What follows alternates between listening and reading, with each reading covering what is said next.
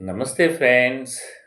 శ్రీకాకుళం జిల్లా చ కంచిలి మండలం చినకుర్జ్య జంక్షన్ వద్ద ఘోర రోడ్డు ప్రమాదం జరిగినట్లు టీవీ ఛానల్ ద్వారా తెలిసింది. ఆ ప్రమాదంలో ముగ్గురు వ్యక్తులు దుర్మరణం పాలైనట్టు కూడా తెలిసింది. ఇది చాలా చింతించదగ్గ విషయము. రోడ్డు ప్రమాదాల గురించి ఈ సంఘము, సమాజము, ప్రభుత్వం కూడా బాగా స్పందించాలని నేను కోరుకుంటున్నాను.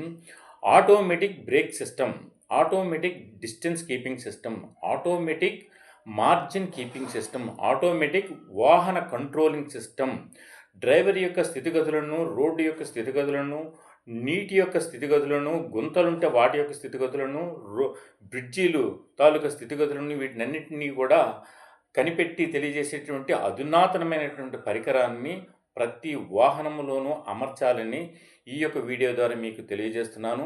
ప్రభుత్వం స్పందించాలి, ప్రజలు స్పందించాలి అని నేను చాలా కోరుకుంటున్నాను. ఈ వీడియో మీకు నచ్చినట్లయితే సబ్స్క్రైబ్ చేయండి, ఒక లైక్ కొట్టండి.